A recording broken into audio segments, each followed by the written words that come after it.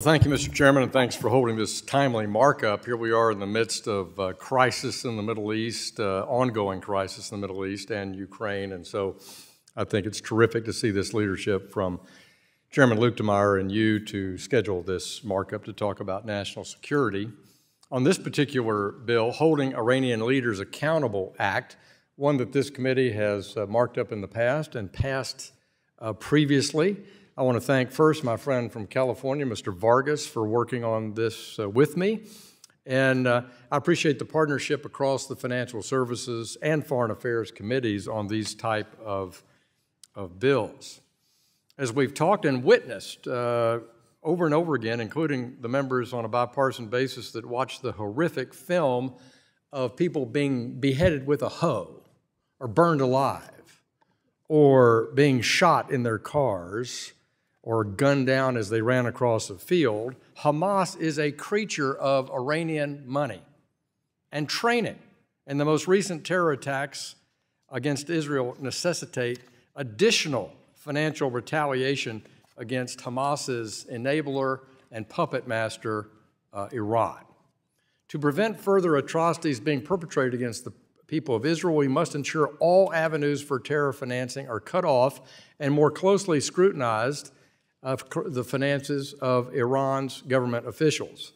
This bill would require the Treasury Secretary to estimate the illicit and corrupt assets held by Iran's most senior leaders and potentially publish those assets online for all Iranians to see.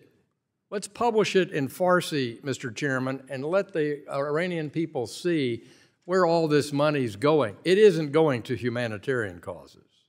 It's long overdue for Iranian civilians who suffer under this regime to see exactly how their rulers live. In addition, this bill would require the Secretary to seek the closure of accounts connected to those assets wherever they may be held. Mr. Chairman, let me point out that this bill responds to several questions raised when a previous version of this legislation was passed by the House back in 2017. First, I've made the asset report less onerous in order to implement by limiting the number of leaders required in each report. This will allow the Treasury Office of Terrorism and Financial Intelligence to compile this information accurately, on time, and much more effectively. Second, there are several provisions in this legislation that are designed to maximize cooperations by Iranians and foreign financial institutions with U.S. intelligence and law enforcement agencies. Under my bill, an Iranian leader may not appear in the report because they simply were not selected. Alternatively, they may be excluded because they're providing significant cooperation with U.S. intelligence or law enforcement agencies. The point here is Iranian officials can only guarantee they'll be left out of a report by aiding efforts against the mullahs in Tehran. At the same time, the leaders who are covered by this bill will never know which of their colleagues is absent from a report because of cooperation with the U.S.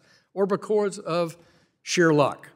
This will sow additional distrust in the regime and incentivize officials to turn on the Ayatollahs when they can. A decade ago, Reuters concluded that Iran's supreme leader may control real estate holdings and other assets worth $95 billion.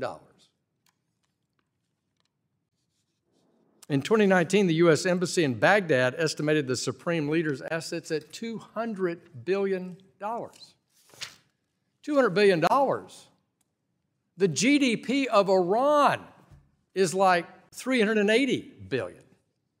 Let that sink in, Mr. Chairman. Meanwhile, Iran's own labor ministry has stated that a third of the country's population lives in extreme poverty. Earlier this year, an Iranian newspaper reported that some were even selling their own organs to survive. It's time for Iran's civilians to see how corrupt the Ayatollahs are, how they've amassed wealth while ordinary people live in despair. As we continue to monitor the region, we cannot delay in restricting the financial assets of the Ayatollahs and other senior officials in Tehran. Holding Iranian Leaders Accountable Act treats the Iranian government as the crime family they are. This bill's strategy resembles the approach that we've taken to break up the mafia in the past. I urge a yes vote, and I thank Mr. Vargas, and I yield back to the chair.